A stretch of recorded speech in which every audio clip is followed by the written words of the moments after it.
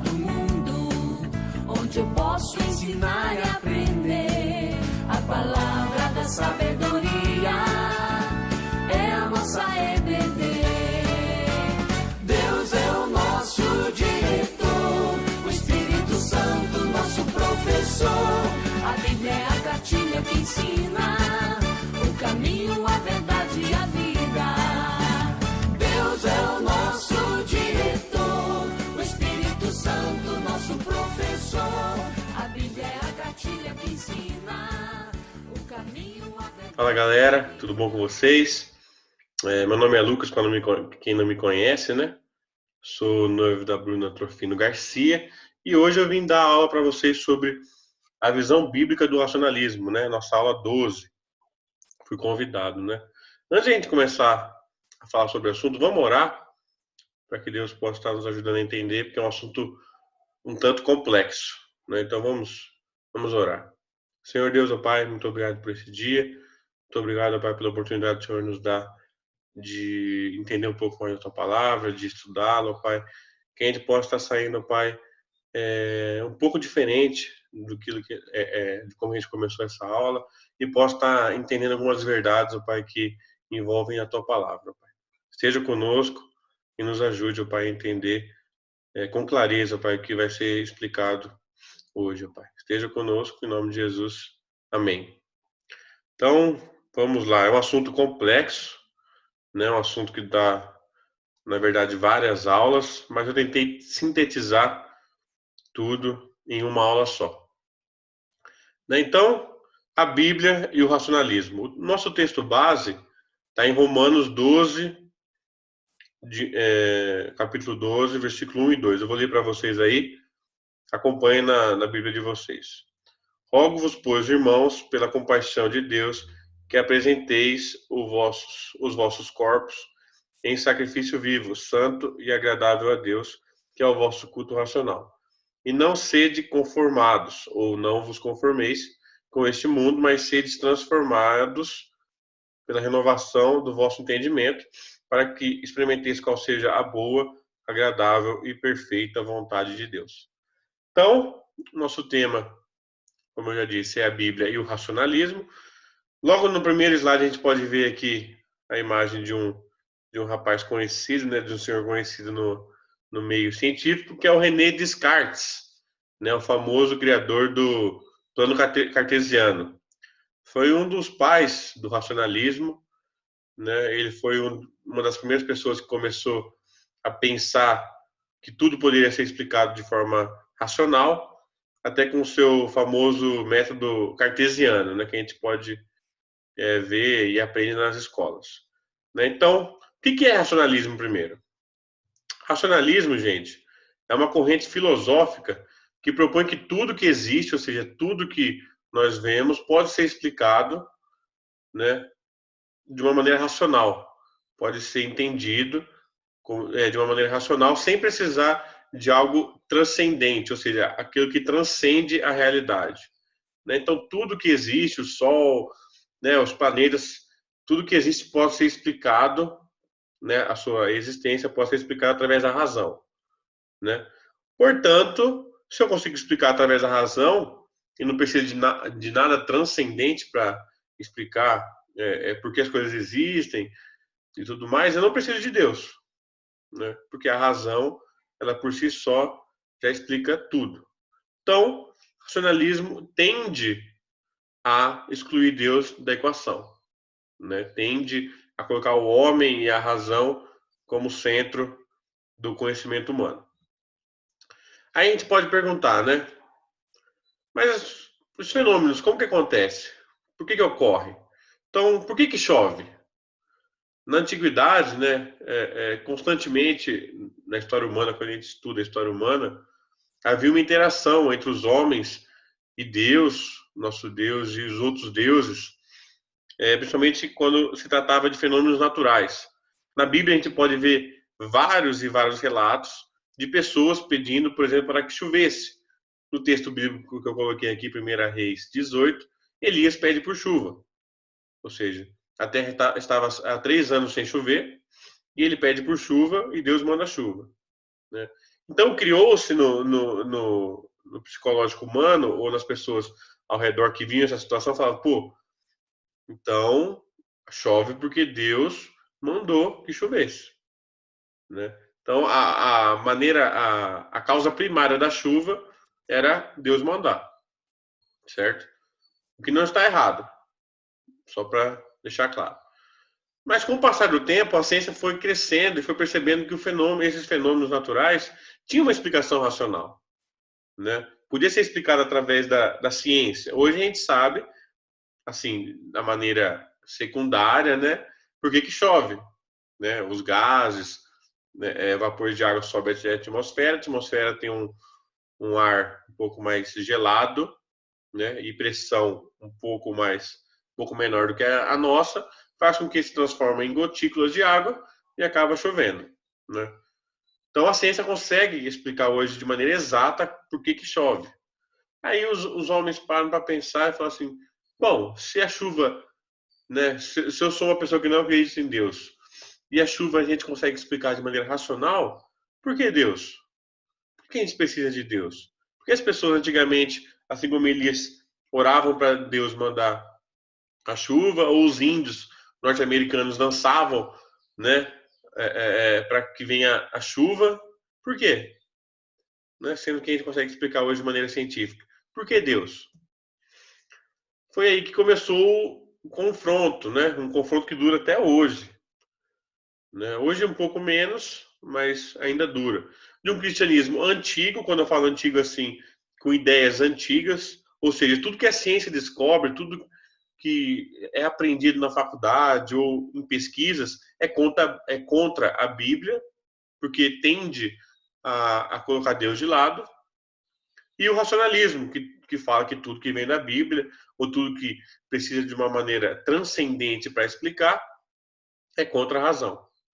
Só que aí a gente consegue ver um meio termo entre esses dois, chamado cristianismo racional, como Paulo fala, né? Nosso culto racional, nosso cristianismo racional. O que seria isso? É aquele cristianismo que consegue ter um equilíbrio entre a fé, a existência de Deus, e a razão, o conhecimento humano. Tem um texto que eu gosto muito, que eu usei até no meu TCC, né? Na introdução do meu TCC, que diz assim, né? Está em 1 Pedro, diz assim o texto bíblico: estejam sempre preparados para responder a qualquer que lhes pedir a razão da esperança que há em vocês. Aí você pergunta para Pedro: Pedro, como que eu vou explicar a razão da esperança, ou seja, a razão da minha fé, daquilo que eu espero, né? Como que eu consigo explicar a razão de uma coisa que é baseada na fé, né? É meio ambíguo eu falar isso. Vou explicar a razão de uma coisa baseada na fé. Porém, não é assim que funciona. Então, como assim? Como a gente pode explicar isso de maneira racional, a nossa fé racional? Aí foi aí que eu entendi o conceito de verdade, né? A gente sabe que toda verdade provém de Deus, né? Porque Deus é a verdade. No versículo que eu peguei aqui, João 14, 6, diz o seguinte: eu sou o caminho, a verdade e a vida. Ou seja, Deus é a verdade. E tudo o que for relacionado com a verdade, no âmbito humano, tem a ver com Deus. Deus está lá. Como assim, Lucas? Me explica de uma maneira um pouco mais prática. Vamos lá. 2 mais 2 é igual a 4? É verdade? A gente conseguiu provar cientificamente, ou matematicamente, no caso? Pô, é verdade.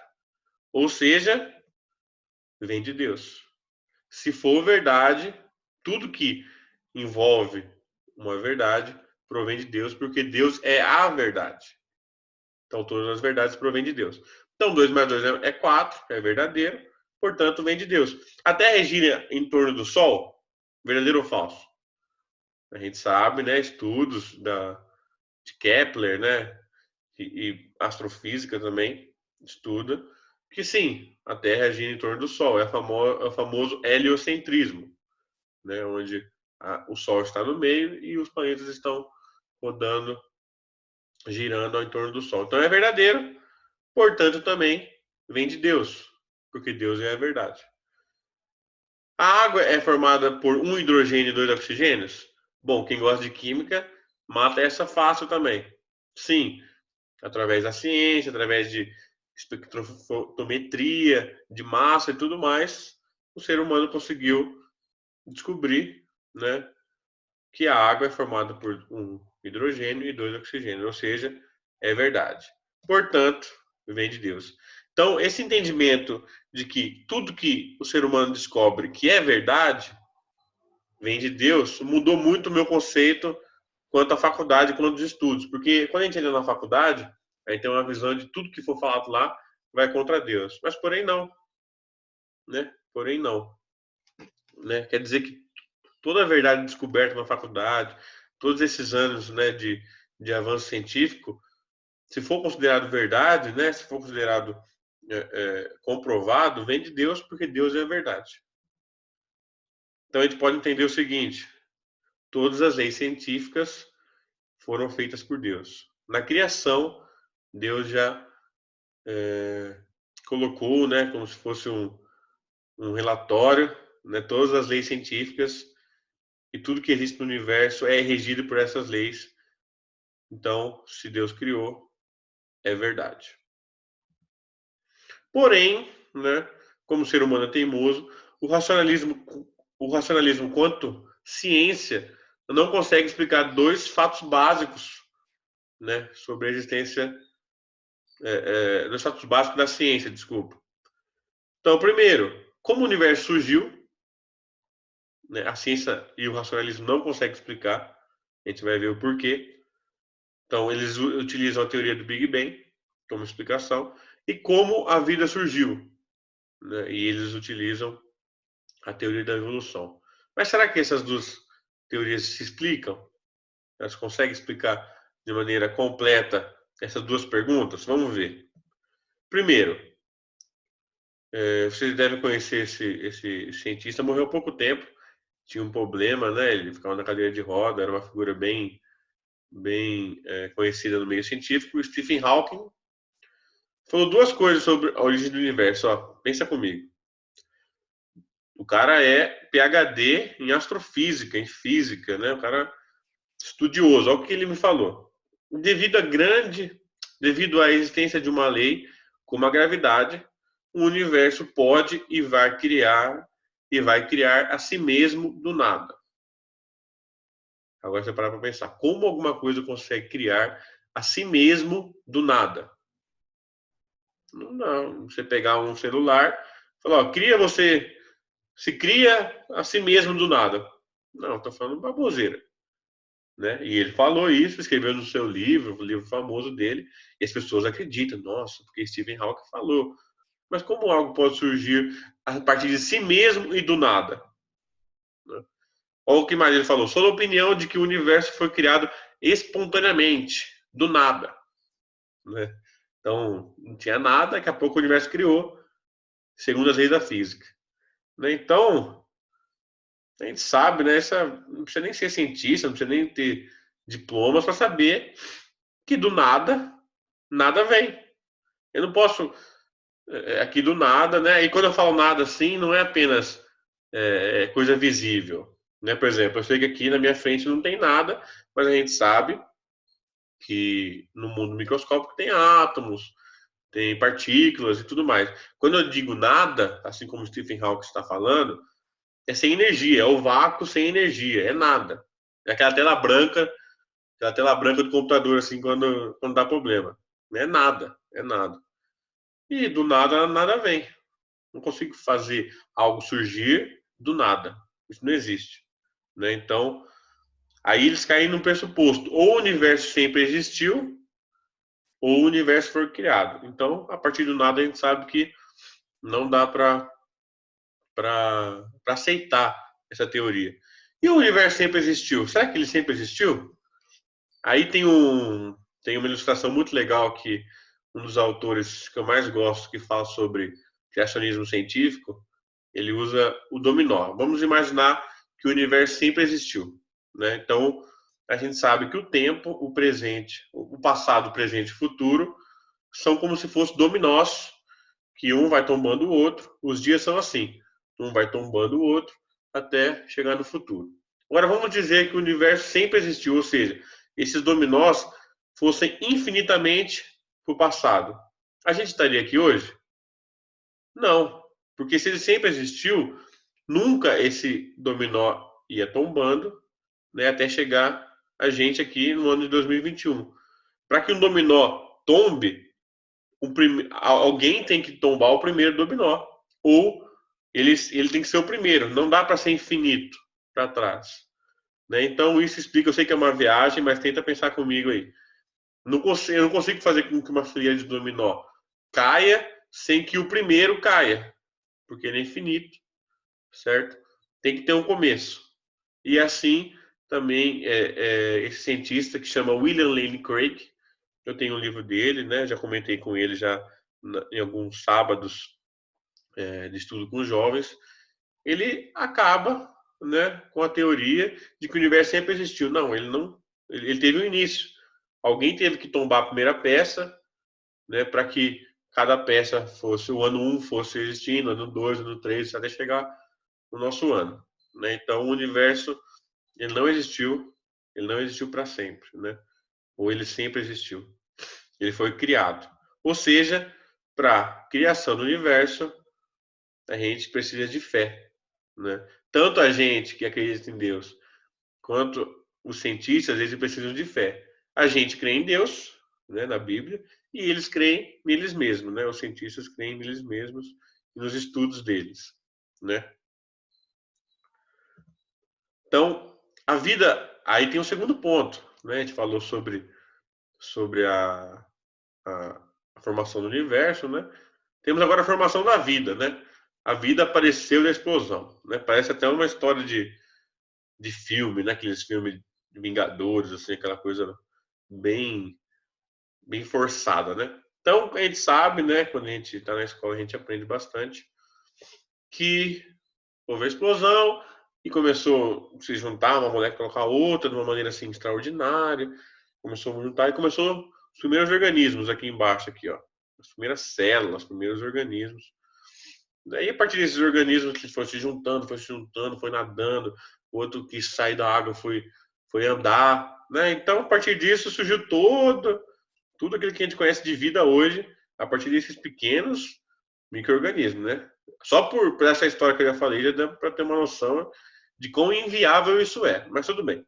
Charles Darwin, né, o pai do naturalismo do evolucionismo também, acreditava que a vida surgiu de processo aleatório com apenas matéria inorgânica. Ou seja, como eu disse, houve uma explosão, diversos átomos, né, diversas substâncias químicas foram se misturando, e surgiu a vida. Né? A vida surgiu. Só que isso, gente, já foi desmistificado, né, na mesma época quando Charles Darwin viveu, né? Louis Pasteur, francês, viveu em 1822 a 1895, ou seja, ele é contemporâneo de Darwin e já naquela mesma época provou que apenas vida gera vida, que é a famosa lei da biogênese. Ou seja, eu não consigo fazer, por exemplo, o meu celular aqui de novo como exemplo. Esse meu celular aqui, ele forma uma vida, né? Forma um ser vivo. Eu não consigo, não existe processos científicos, processos químicos, físicos, que eu consiga transformar alguma coisa que não tem vida em uma coisa que tem vida, como somos nós, por exemplo. Ou seja, eu posso pegar todos os elementos químicos da tabela periódica, todas as leis físicas, misturar tudo num caldeirão que não dá uma célula. Né? É impossível. É impossível.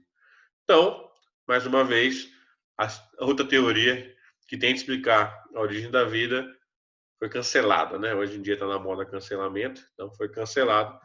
Ou seja, a gente precisa também de fé, né? A gente precisa crer que Deus criou os seres vivos, assim como diz na Bíblia, né? E os cientistas precisam crer nos estudos que eles mesmos fazem, precisam crer neles mesmos, né? Ou seja, o que a gente acaba caindo? Acaba caindo que a gente precisa de fé, tanto a gente quanto os cientistas, né? Eles precisam ter fé em alguma coisa, né? Uns creem na ciência, outros creem em Deus. É impossível você explicar todas os fenômenos que acontecem na Terra ou no universo de maneira racional. Não existe. A ciência não consegue, por mais avanço tecnológico que existe, desde os primórdios, quando começou essa pergunta, né, a fazer essas perguntas sobre de onde a gente veio, para onde a gente vai, né, na Grécia, principalmente. Até hoje, o ser humano não consegue explicar diversos fenômenos só a partir da razão. Ou seja, nós precisamos de fé. O homem, ele é um ser que precisa de fé, né? Seja fé em Deus, seja fé nas pessoas, seja fé no meu emprego, seja fé em qualquer coisa. A gente precisa colocar a nossa fé em alguma coisa, né? Porque a gente não consegue responder a pergunta primária da nossa vida, de onde a gente veio, de maneira racional. Então, quando a gente olha para a Bíblia, também é a mesma coisa, né? A Bíblia é um livro apenas de fé? Não. A Bíblia também tem momentos de razão. Porém, ela tem muita fé. Ela tem muita fé. Ela é encharcada de fé. Por quê? Porque para a gente crer que um Deus infinito, poderoso, conseguisse se encarnar, é fé. Para crer que Moisés abriu o Mar Vermelho e o povo andou com o pé seco, é fé. A gente quer que Elias fez fogo cair do céu, é fé, porque a gente não estava lá.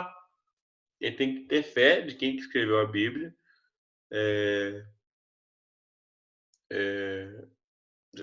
fosse verdadeiro, descrevesse um fato verdadeiro, e a gente tem fé nele, né? Então, a Bíblia é um livro de razão, porém tem muita fé, certo? E como que a gente deve proceder com essa sociedade, né? Essa sociedade que cada vez mais está querendo excluir Deus da equação, está querendo colocar suas próprias vontades, suas próprias conclusões. Como a gente deve proceder? Primeiro procedimento, que Paulo fala no versículo 2 de Romanos 12. Não vos conformeis. Então, o primeiro procedimento nosso é não tomar forma dessas pessoas que tentam tirar Deus da equação, né? E principalmente como eu estou falando para jovens aqui, a faculdade está sim, digo isso porque eu já passei pela faculdade, já passei pela pós-graduação, e está sim de pessoa querendo excluir Deus. Lotado, né? Então, a gente tem que tomar cuidado para não se conformar, não achar que porque eles estão falando isso é verdade, né? Buscar entender o que está acontecendo por trás, né? Porque ainda mais para jovem que está entrando na faculdade, né? Onde hoje o mundo é muito relativista, onde tudo que é uma verdade absoluta é descartado. Então é tomar cuidado, não vos conformar, não tomar forma, não ficar perto, no sentido de ideias, né? Quando uma pessoa estiver propondo essas ideias, você ficar esperto, entender o que está acontecendo por trás.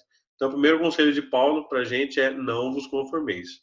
O segundo, mas transformai-vos, né? Ou seja, transformar-vos é a gente mesmo, não é os outros, né? Então, a gente tem que transformar o nosso jeito de pensar, né? Aprendendo a defender a nossa fé com razão, né? Porque a gente vai ser bombardeado, gente. Cada dia mais o mundo aí tá bombardeando a gente de ideias falsas, não só quanto ao criacionismo que eu estou falando agora aqui um pouco, mas em diversos outros assuntos, né? Então a gente tem que aprender e saber dar a resposta, né? Saber defender a nossa fé com razão, de maneira racional, mas não diminuindo a fé apenas no racional, né? Sabendo lidar, fazendo o equilíbrio entre a fé e a razão. Então, a aula foi sobre isso. Foi de uma maneira bem simples, eu poderia me estender mais quanto a isso, mas espero que vocês tenham entendido que a Bíblia não é não é um livro irracional, é um livro que tem razão na sua essência, porém ela é de muita fé. E o racionalismo não é de todo ruim. A gente tem que saber que o racionalismo é bom, né? Que a razão, nosso culto tem que ser racional, nosso entendimento da Bíblia tem que ser racional. Porém, quando quer excluir Deus da equação, quer tirar o transcendente, é ruim. Então, por isso que eu coloquei essa frase aqui para terminar. A Bíblia é sagrada, é um livro de fé, mas com razão, ou seja, com razão de intelecto e com razão de estar certo. Tá bom? Então, muito obrigado por acompanhar a aula e que Deus abençoe vocês. Até mais.